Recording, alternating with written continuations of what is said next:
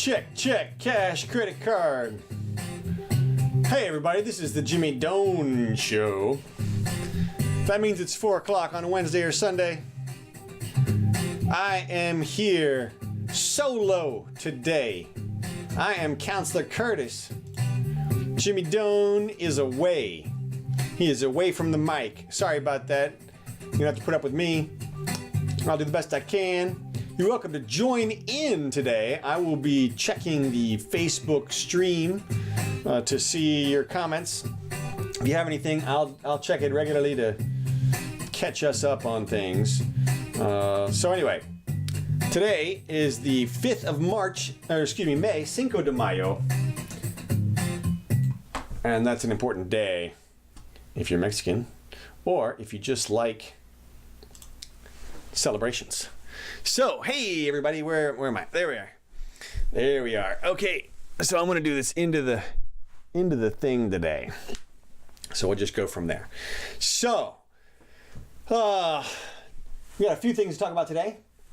It's gonna be a legal heavy show because I don't have Jimmy's input here. So, first things first. You may have seen this week. Hillary was on Rachel Maddow's show, and she decided to ask China to get Trump's tax returns. Now, to me, this is interesting because her proposition this entire time about Trump's collusion has been that when he made his speech at the University of Miami during the campaign, and he said, as you'll recall, Russia, if you're listening, get those emails.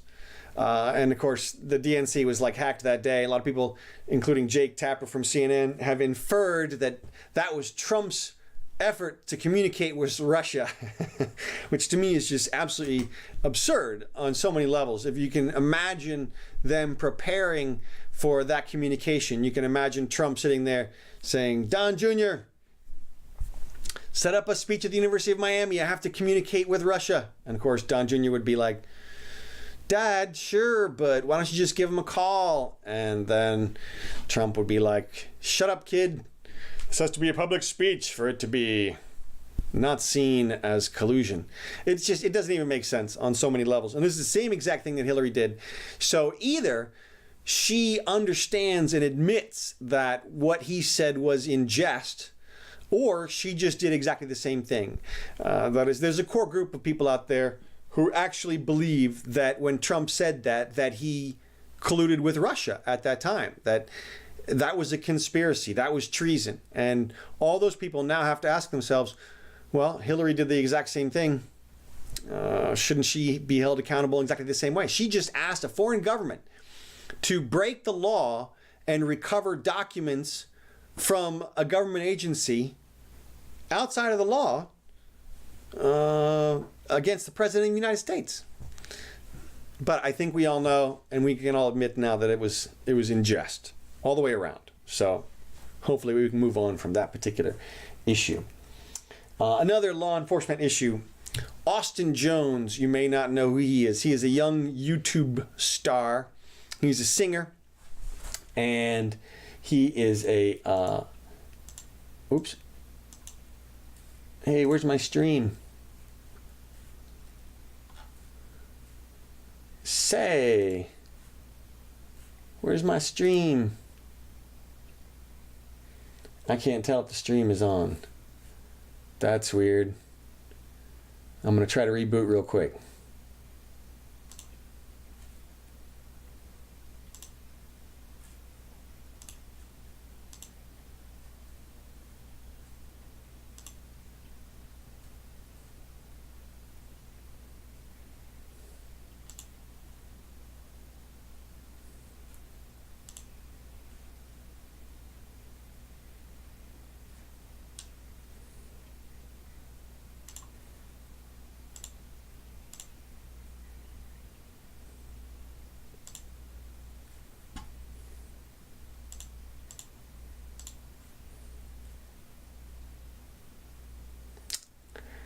And are we going to be live again?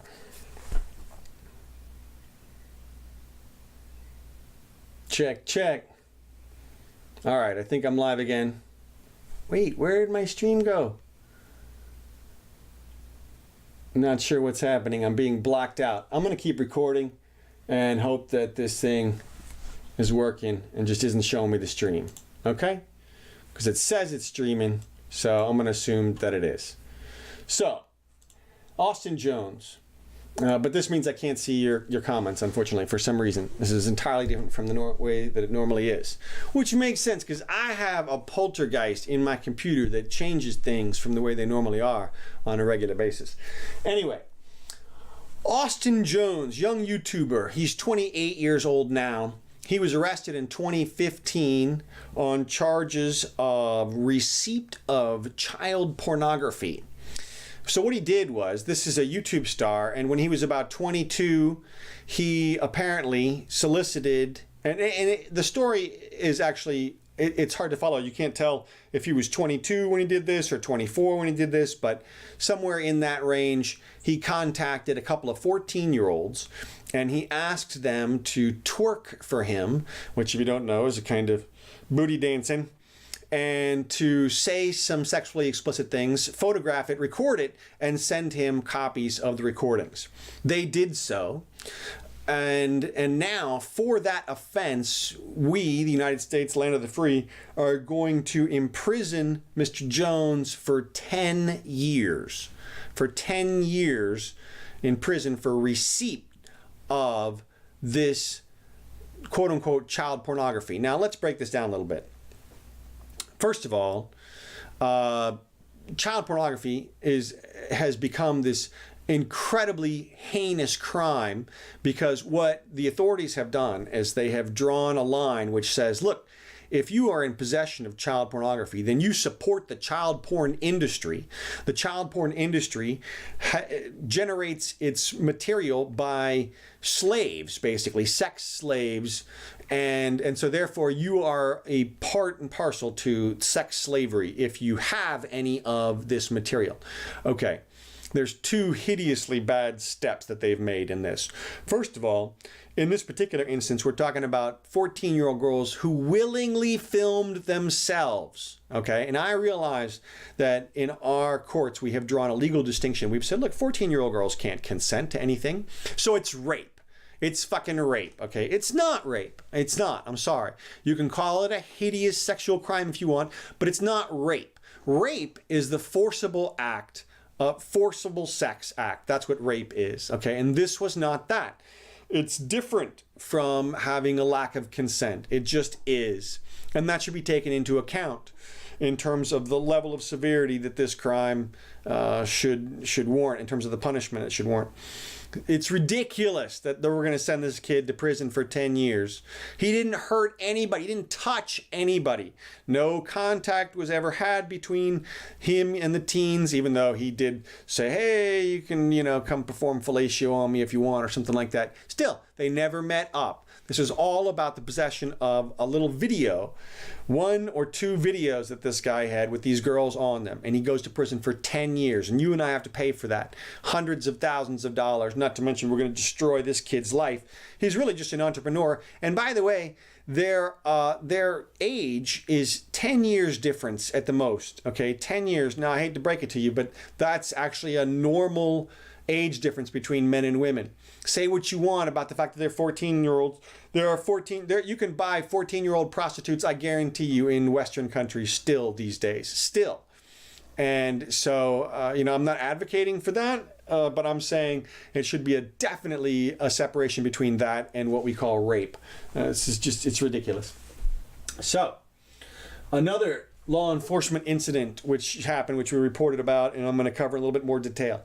A truck driver has been charged with 40 separate counts, 40 separate criminal counts for driving his truck and causing an accident. Now, you can say what you want about the truck. Now, no drugs, no alcohol, and no intent has been determined by law enforcement.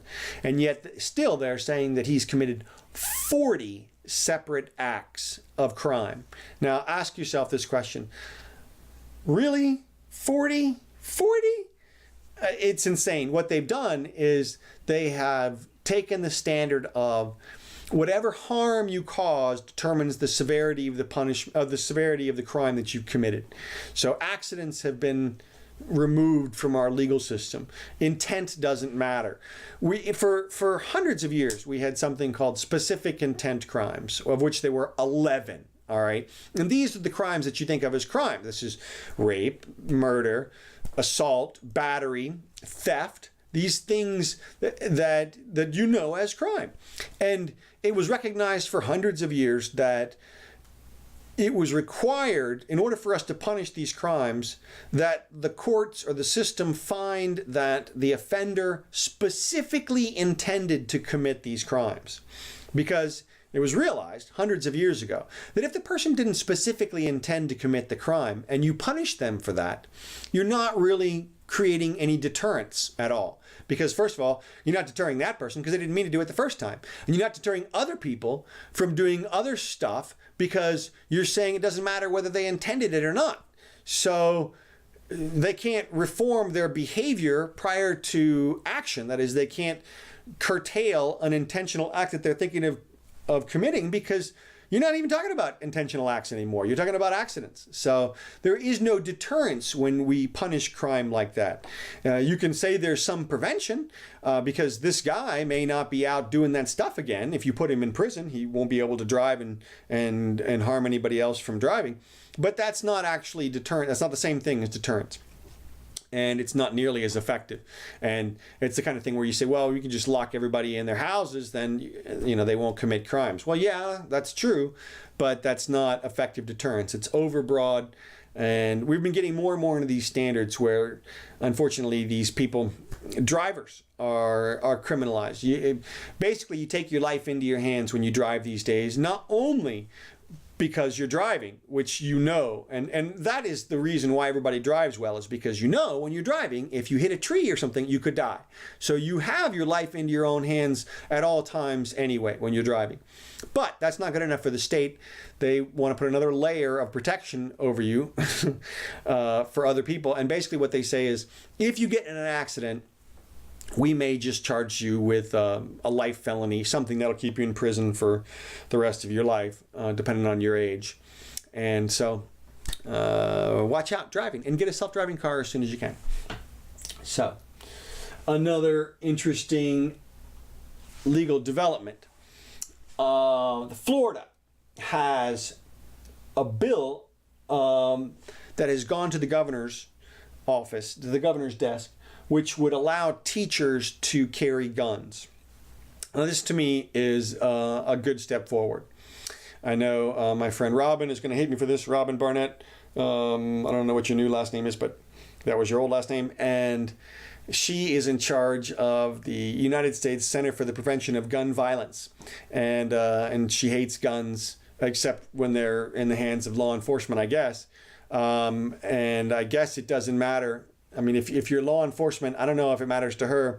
If you were prior law enforcement, then you become a teacher, whether or not she would think that was acceptable. From my perspective, if you look back over the quote-unquote mass shootings that have happened in the country, almost all of them have been in gun-free zones. They're easy targets. The perpetrators know they're not going to get shot back at for quite some time, so you can just go in there and open fire for a while, and you won't get shot for quite some time. So you'll definitely do your damage and get your name in the press. So from my perspective, the elimination of gun-free zones is a good first step. This seems to be eliminating the possibility of gun-free zones. Oh, hold on a second. We may have Jimmy. What happened? Are you joining us? Yeah. All right. So I'm doing the show. Okay, well, it stopped over at my place for a while. Well, I'm not sure what that is. There's something weird going on. I will try one more time.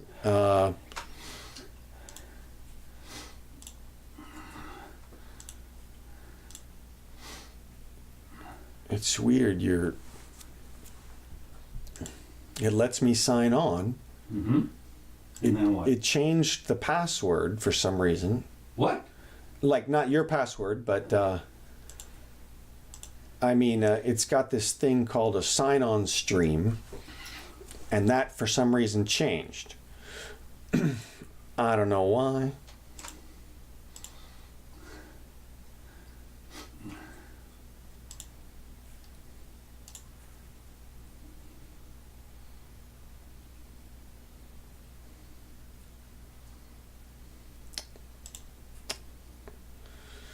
And we are trying to go live one more time here.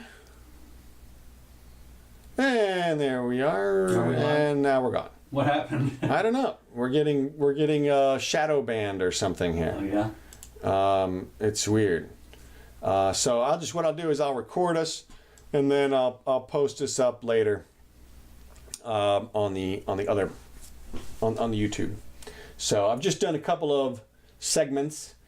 I was just talking about the bill that is now going to the Florida governor's office that allows teachers to have guns. Okay. So hopefully. I'm not sure that's a great idea. Yeah, I know. Yeah, you didn't like that last time. I think it's a great idea. I think it eliminates one category of gun-free zones. Yeah. And Right. and that will help us out. That'll reduce the number of targets we have. And at the schools, where I think it's important. And I'm sure that they will require that the teachers pass some sort of competency test. So I'm not at all concerned about accidents or kids running in and grabbing the gun and shooting up the place. From my perspective, all those fears are unwarranted. Okay. That's just not going to happen. You're just not going to have a kid. Guns, in and of themselves, they just don't create violence. That's not what happens. And then that's literally what these people think. They're like, oh, there's a gun around, it's going to accidentally discharge before it's used properly, or somebody's going to pick it up and wave it around and shoot a kid or something like that. No, that's not what happens. And my proof is that for every homicide in this country, we have 35,000 guns. Okay. So it takes a lot of guns for there to be some actual harm in terms of gun use. Okay, well, it remains to be seen. And of course, as you say, if somebody walking in there knows that there's a gun in there, they're going to think twice about walking through the door. Absolutely. Since this is not a gun-free zone anymore. Exactly. To me, it'll be interesting to see how they, which teachers have them and how.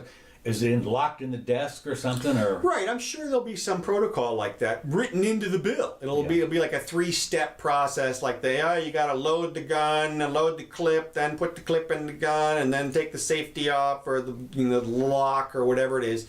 So, but we have seen instances like Sandy Hook where the teacher's sitting there hiding under their desk describing, they can see the shooter, they can see them right there. They're the open shot on the shooter, and yet they don't even have a stick, not even a ruler to wrap the guy's fingers with. Knuckles. That's it, hit him right in his gun hand. Yeah. So that's their only defense at this point.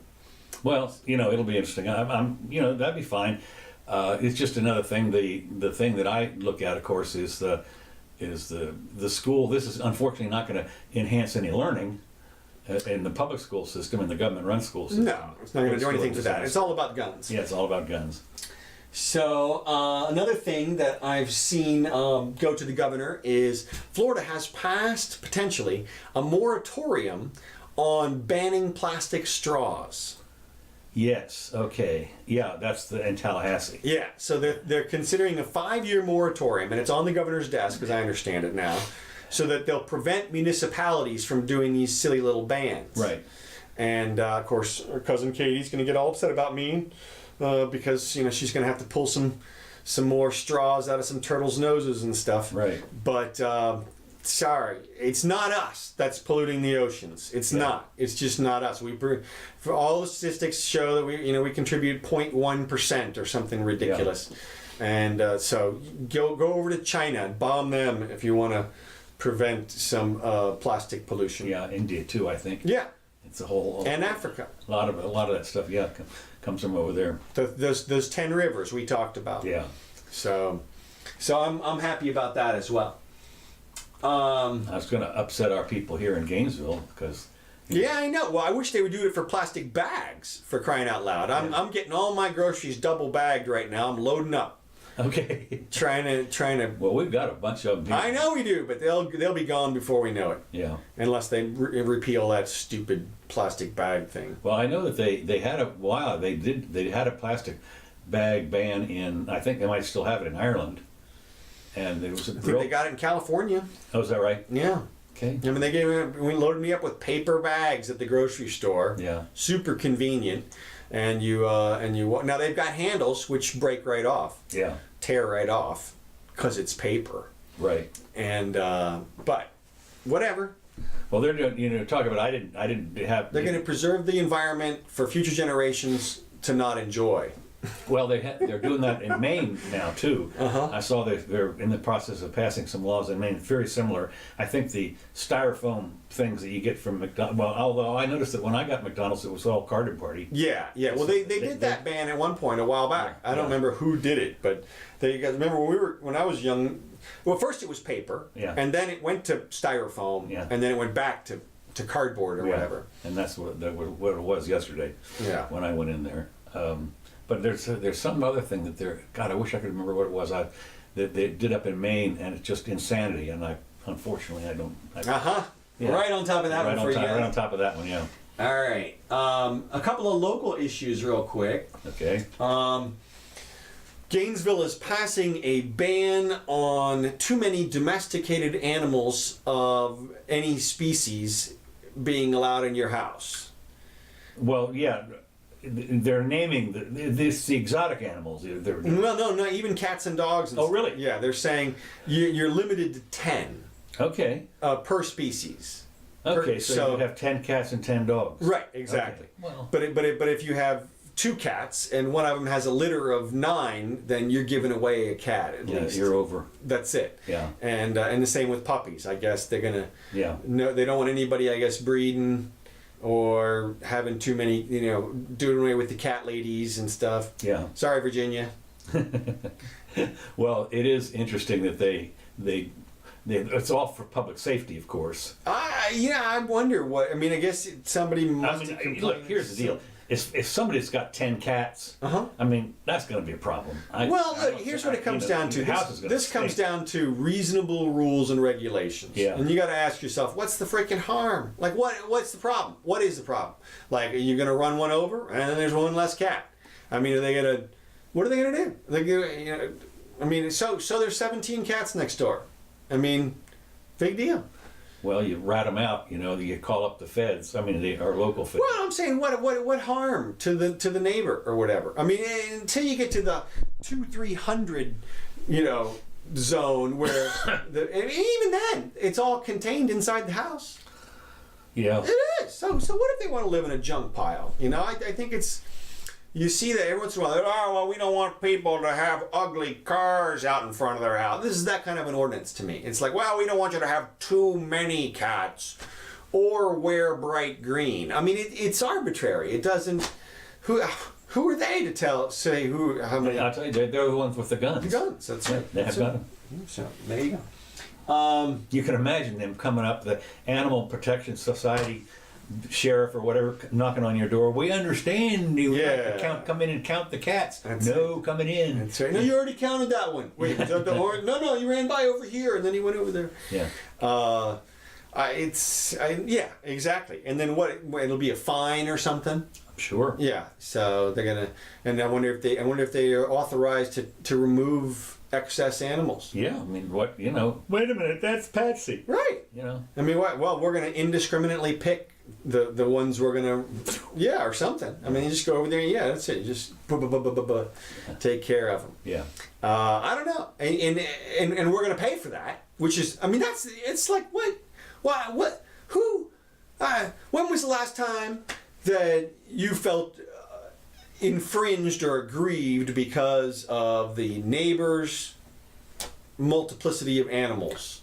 When they bark, I get upset. Okay, but that can be one dog. Yeah, right. No, that's where Mrs. Jimmy used to live. It was their dog. Every time he'd go past, that dog was nuts. And I can agree with that. I had a dog next door that would bark every day at 4 o'clock or whatever for an hour. Yeah. But I'm sure we have ordinances against that already. I'm pretty sure. So I mean, that's just nuisance noise. Yeah, they have nuisance ordinance. So, but this is extra. This is over and above. Like the cats could be totally well behaved. Yeah. You know, you could have 10 of the best dogs, 11 of the best dogs ever. Nope, sorry, violation. Yeah. Well, you know, they never cease to meddle here. Apparently, they do it all the time. That's what I'm saying. It's like, Jesus, that's the best thing you guys got to do? Meanwhile, science update real quick. They may have figured out a way to stop the AIDS transmission. I saw that. Yeah. Yeah. They did a study, and zero of the people in the study contracted AIDS. Now, I don't know how the hell they do a study like that, though. I mean, okay, now what you're going to do, y'all are going to have sex with those. I mean, I don't. it's hard. And the other thing that I thought was spurious about the report was it said that transmission rates, the possibility of transmission when using these drugs is zero. Okay. I'm sorry.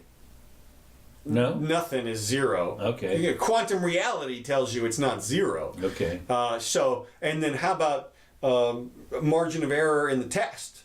Or, significant digits. Is this like a vaccine or something? Yeah, I guess. Well, no, I think it's. Does it cure AIDS? No. Oh, no. okay. What it does is I think it's pills and stuff. I don't think it's a shot thing. I think it's pills that when you take them, it suppresses whatever so that you don't transmit the disease. Okay. So, but Hard to believe. yeah, but and look, at least they're reporting it, and it sounds like great news. Speaking of diseases, of course, you know they've had a fresh Ebola outbreak in Africa, and there's like 1,000 people now. Or it's up to 1,000. Yeah. We talked about the last Ebola outbreak, and we estimated that the deaths would reach about 10,000, and that's about what they did. Oh, was that right? I didn't know that. Yeah, Okay. and so this time, it's problematic because it's in a particularly populous area of Western Africa. Okay. So it's susceptible to that type of epidemic. Well, they didn't. The last time they were just developing the vaccine for the Ebola. You know, when it came out, it was halfway through when they finally got the shot they could give you or something. So I think they rushed. 10,000 shots or something over there. Yeah, and I don't know that we have that good of defenses for it. I mean, I think the best thing about it is that it kills its victims so fast that they don't get to transmit to anybody else. Yeah, well, It's one of those. pretty bad. Well, yeah, but that's there's a level of viruses that do that kill their hosts too fast and don't transmit, so they snuff themselves out. So there's a nice little balance in nature. If you get a chance, of course, what you have to do is to see the movie with Dustin Hoffman, I think. Yeah, that's a great one. Outbreak. Yeah, that's and great. with Donald Sutherland, and that was and Cuba Gooding Jr. Yeah. And that was a really good movie. Yep. About that exact thing. Yeah. So we'll see. I guess we'll find out more about that. They have a video game now, which apparently can detect the signs of early stages of Alzheimer's. Really? Yeah. And I mean, I guess it must be some kind of memory game. Yeah. But apparently, it's better. The video game is better at predicting imminent Alzheimer's than current other tests, like biological tests and such. So that's interesting, and that makes sense to me because I would imagine that there would be some ways your brain would process information. That's why the Mensa people have not written back to me. They probably are going to say you're borderline Alzheimer's. Yeah, that's right. You would have passed. You would have passed, but we this test points to your Alzheimer's. That's right. So I don't know, but that's interesting, and I'm interested to see the use of video games expand outside of toys, as they already have. Obviously, military applications are all over the place. You can sit there in Louisiana and bomb somebody in Afghanistan. That's it. And I guarantee you some of the technology was developed straight out of freaking PlayStation. Yeah. In terms of the imaging or the connectivity or the hand units or whatever it is. So it'd be interesting to see that get into the medical realm. One can imagine, for example, piloting or at least monitoring microbots through the body using video game type of system. You know, just fly it into your heart there. Right. Well, they had a movie about that too. Yeah, exactly, exactly. So, all right, have you seen the green-gray sneaker? No. What is that? Okay, so there's a sneaker that's going around the internet, a picture of just a tennis shoe. Okay. And depending on, it's supposed to be configured such that if you look at the image, you will either see the color as being green and gray, or you'll see it as salmon and white. Oh, yeah. This is like the dress thing. Yeah, right. But this one is specifically created to identify which half of your brain is dominant. If you see the green-gray, you're supposed to be left brain, and if you see the red, the pink-white, you're supposed to be right brain. Okay. So, and apparently people are posting, I see pink, I I clearly see green and gray. Okay. Clearly. I mean, it's not even a little bit of an issue. But I'm not sure, I'm not sure.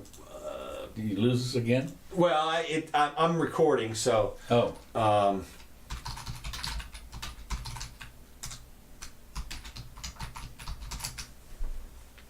Here it is, right here. What do you see there? Pink. Do you really? Pink and white, yeah. Really? Yeah. That's what I see. Pink, very light pink and white. Wow. Why? What? To me, this is clearly green. Clearly mint green.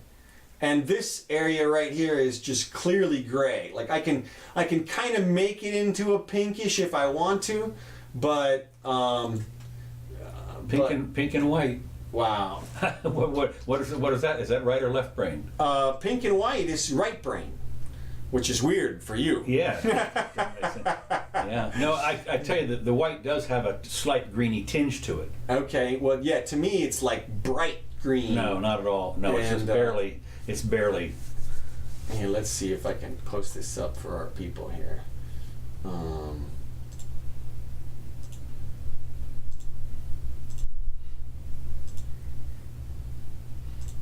Give me just 1 second.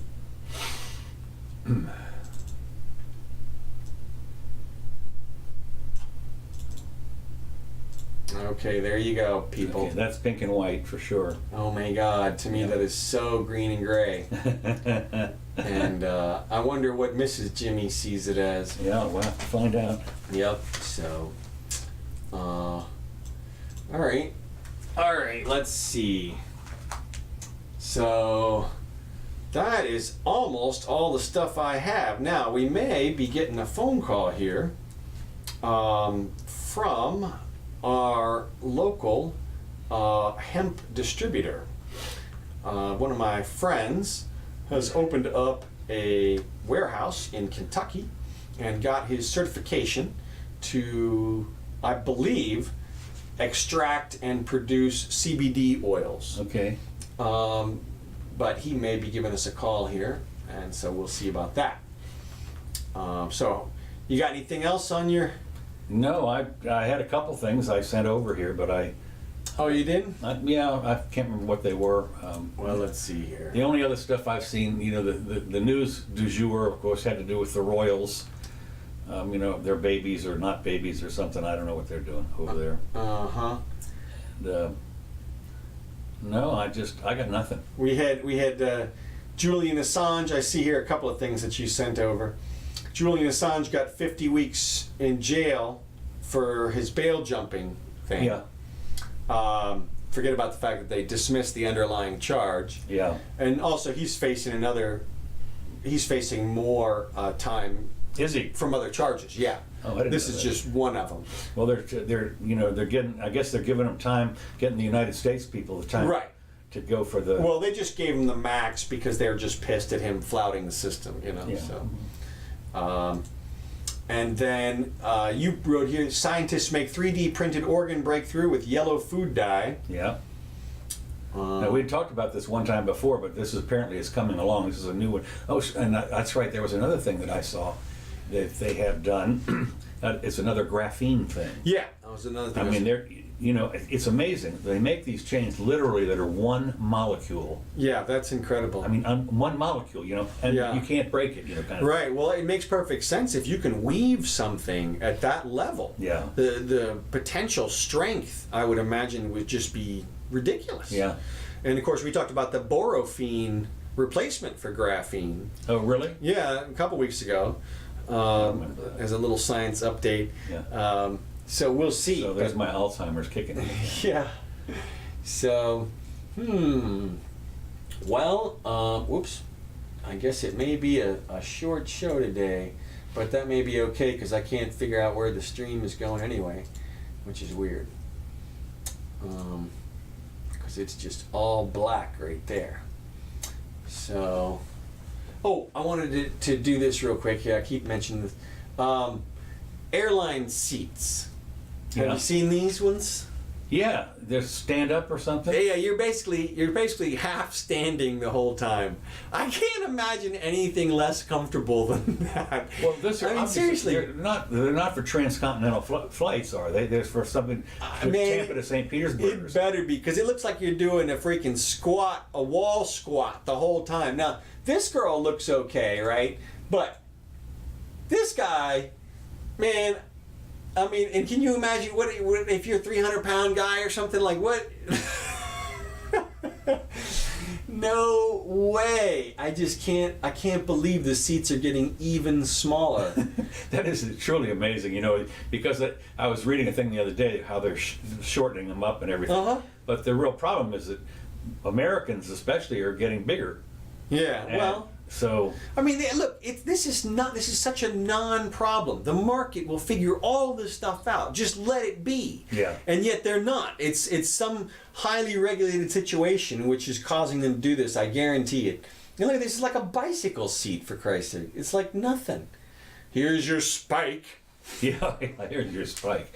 Well, the next thing you know, it's a bicycle seat, and then they'll give you some pedals so you can help the plane fly. Yeah, right. Yeah, I guess so. And it might something. But well, all right. Maybe it's just going to be a half show today. Okay, that's too bad. Yeah. I mean, I apologize. I got up. I couldn't get out of bed this morning, and Oh, I covered for you. yeah, you You did. just blew it. I did. I won't blow it. I won't blow it Wednesday. So, all right. Well, unless So yesterday was May the 4th. yes. You know, Star Wars Day. Or whatever. Yep. And then today is Cinco de Mayo. Yeah. Mm-hmm. Is that what that is? That's not. That's got your that's Star Trek. yeah. You got your Lucas in my Roddenberry. Yeah. Right. Yeah. All right. Well, thanks everybody for joining us. All if you did, can't even tell if anybody I did. could join us. Yeah, I know, but that's just so weird.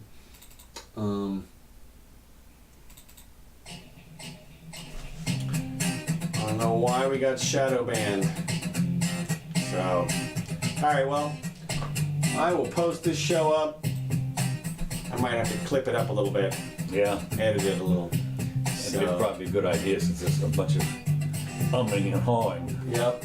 So, all right, we'll be back on Sunday. on Wednesday. Yeah, Wednesday, do that.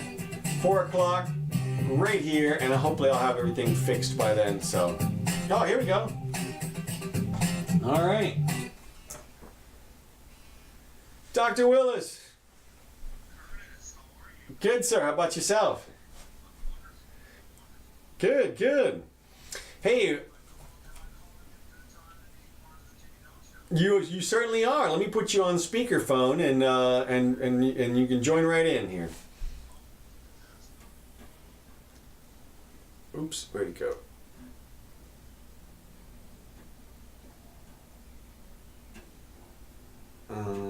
Speaker. Can you hear me? Yes. Okay, great. So, as advertised, ladies and gentlemen, we have our local, or actually nationwide, I don't know, what's your region? Our hemp representative here. Let's call me worldwide. I like it. Worldwide.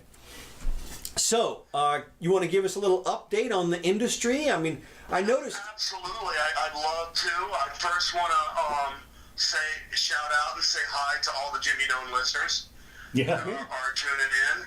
And also, since I caught probably about half of your last episode before I had to jump on a plane earlier in the week, I just wanted to mark myself safe from any beluga whale surveillance program. Okay, good. Good to know. So far, I have not been a victim of any beluga whale surveillance, although my antenna are up. They're good. Good to know. Got All right. Well, there's a lot of excitement right now in the hemp cannabis industry. Yeah, there is. It's a quickly moving ground, and there's a lot of changes and things that are going on. But really, where we're at right now is the absolute beginning of just an amazing new industry that is going to take over so many things across the country and so many opportunities for so many different stakeholders, whether it's people like myself who are directly getting in business into the industry, whether it's consumers and people who are seeking alternatives from the crap and the poison that's often shoved down our throat from big pharma and that industry. Let me ask you a technical. Let me ask you a technical question here. I've been trying to keep up on the status of the law, but you're probably ahead of me there. What is, as I understand it, the hemp plant is the one from which the CBD oil is derived? Is that right? Well, as attorneys, we always have to go back and look at the legal definition. And the biggest, most monumental thing, I believe, not only for the hemp industry, but for the entire cannabis industry, the greatest moment we've had of any legalization or movement at the federal level has been the 2018 Farm Bill. And that's the one that legalized the growth of the non-psychoactive hemp, right? That's correct. First of all, let's go to the Farm Bill itself. It's federal legislation. It's the law of the land, and talk about what it does and doesn't do. The first thing that it does, and it is create a definition of industrial hemp, and it specifically states that definition is no longer part, that industrial hemp that meets this definition is no longer considered a controlled substance. And if it falls within the definition of industrial hemp, the DEA does not have jurisdiction over it. Rather, it's considered an agricultural product. Nice. So the question is what is industrial hemp? Industrial hemp is very simply defined as the cannabis sativa plant containing less than 0.3% THC. There's a more chemical or scientific definition of THC that's added to it, but basically it's cannabis sativa plant with less than 0.3% THC on a dry weight basis. Okay? Now, and that's nationwide, right? Does that override, for example, like, can you now grow hemp in Florida? Not yet, no. And this is where it goes back to the important things that the Farm Bill does and doesn't do. Okay. It does take, what it does is it, first of all, that hemp that meets that definition, being 0.3% or less THC, at the federal level is no longer a controlled substance. And it opens the door for interstate commerce. It opens the door for a lot of things in banking, insurance, and changes and things with tax laws that are extremely beneficial to the industry. Now, what it doesn't do is set forth any kind of a detailed regulation at a federal level of how hemp companies should operate, what they should do, what they should sell. What it does introduce into the equation is two other federal agencies. With, unfortunately, as things have become in our country that there's more and more delegation by legislatures of their constitutional duties and punting regulation to these administrative bodies. We have the DEA moving out of the way for industrial hemp, but we have the FDA, Food and Drug Administration, and the USDA, the United States Department of Agriculture, moving in. Right. Now, And they're going to try to set bogus. Well, keep going. I mean, I feel you.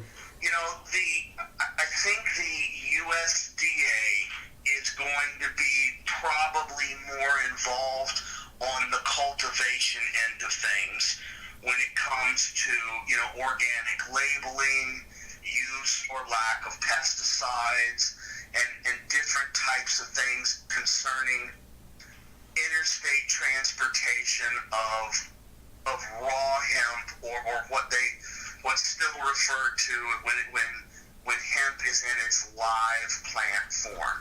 Now, once hemp has been, or CBD I should say, or any other legal cannabinoid has been removed from the hemp plant and put into an oil or a powder or some kind of refined form, that it's no longer in any way considered a controlled substance, and that's why you're seeing CBD oil sold in all 50 states right now. Yeah, I noticed that. Like, you can get CBD oil here at like Lucky's, right? I mean, like at the CVS.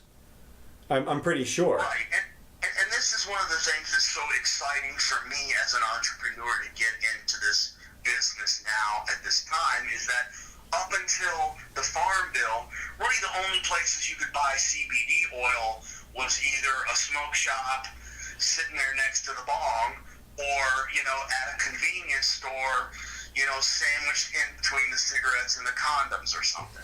The crack pipe. Now we're getting Walgreens and CVS. We're getting major retailers coming on board to carry the product. We're getting, you know, Coca-Cola and Pepsi-Cola start looking into wellness beverages that contain CBD, and we're also seeing a big movement with the entire pet industry, because our beloved dogs and cats have a endocannabinoid system that's very similar to ours as mammals. Yeah, So, my sister-in-law gives it to one of her dogs that has seizures. yes. It's CBD is as the strain of Charlotte's Web, which was the first strain of cannabis ever legalized in the state of Florida. You know, the cannabis in general, and especially strains that are very high in CBD, have an almost miraculous effect in things like seizures. Also, I've seen videos of people with like Parkinson's and other type of things that cause, you know, those type of problems in people's central nervous systems react extremely positive to CBD and other cannabinoids. I mean, no matter how you look at it, it's an amazing and miraculous plant, and the more you understand about it, the more our current and especially our past laws and approach to it is just utter and complete effing stupidity. I mean, there's just no way to look at it other than just that we've been really, really, really stupid with this plant.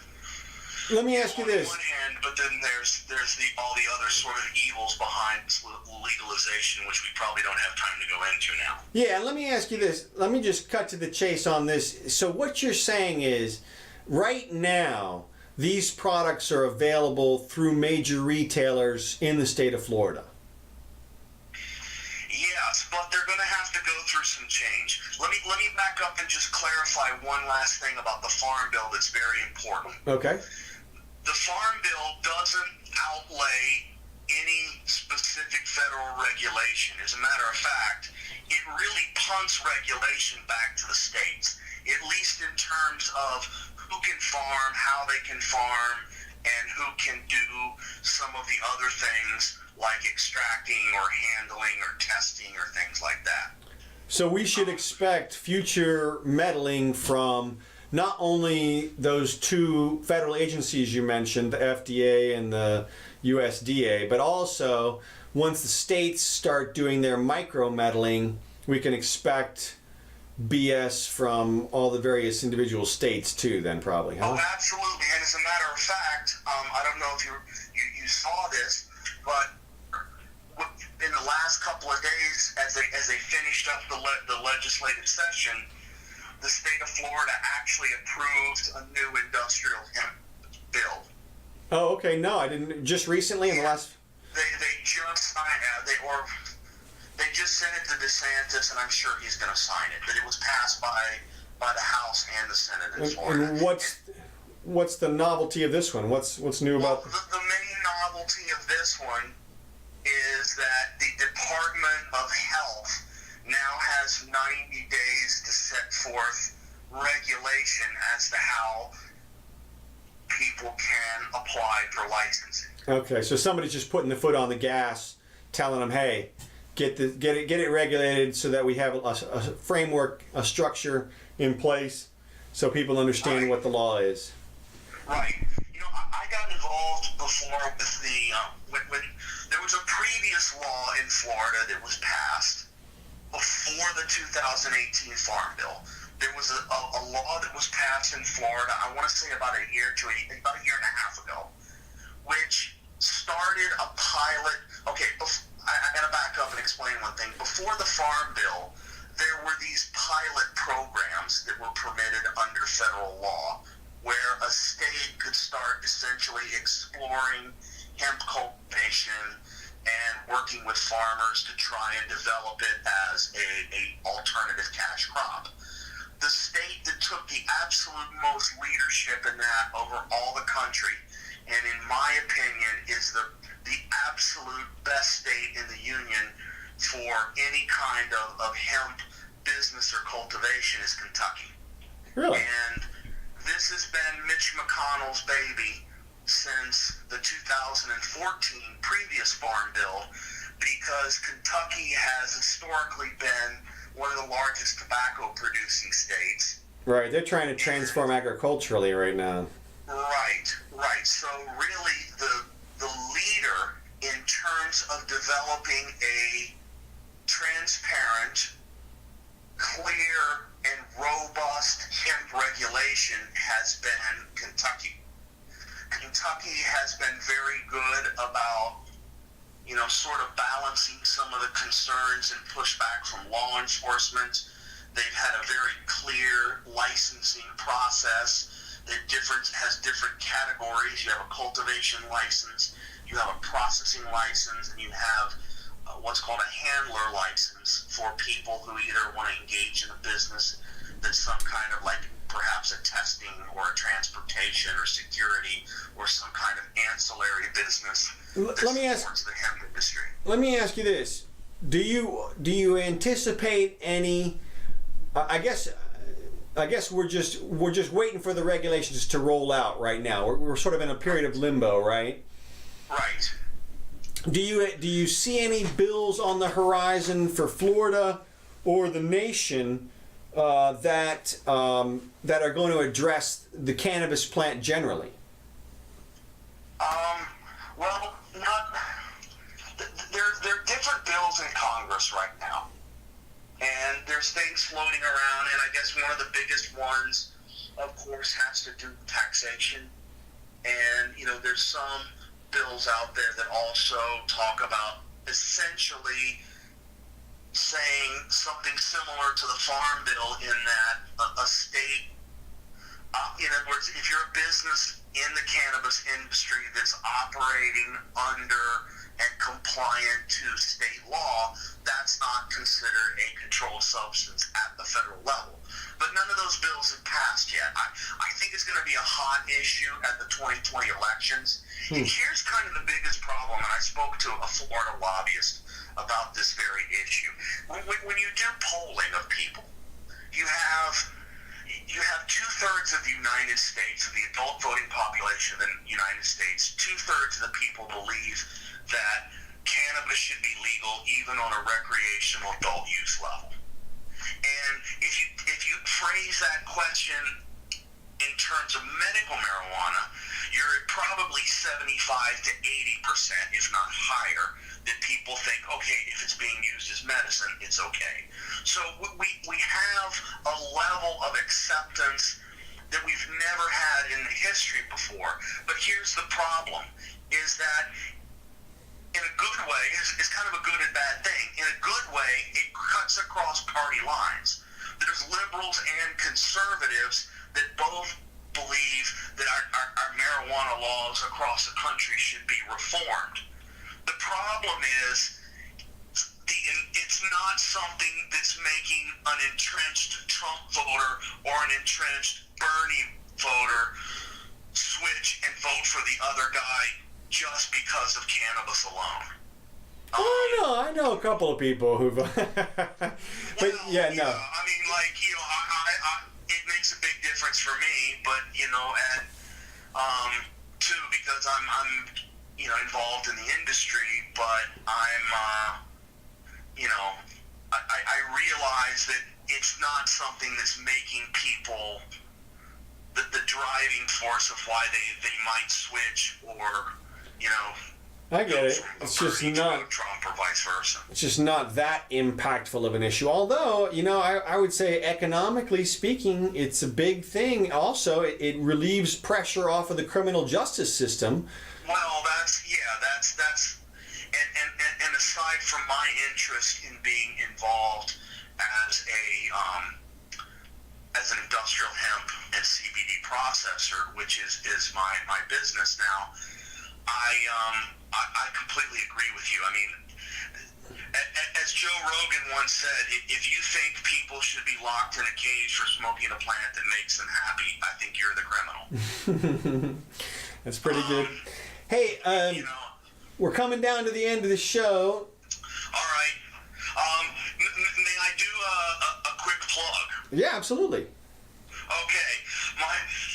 For all of the reasons that we've started talking about a little bit before, and the fact that Florida is very delayed in its launch of any viable commercial hemp or CBD program, I have chosen to take my talents and my industries elsewhere, and my company based out of Louisville, Kentucky, has been recently approved by the Kentucky Department of Agriculture for an industrial hemp CBD processing license. Woo-hoo. And this allows us to, this allows us to legally purchase hemp from farmers in Kentucky and to extract that into CBD oil and distillate and isolate and all those great ingredients to make CBD products that are in such high demand right now.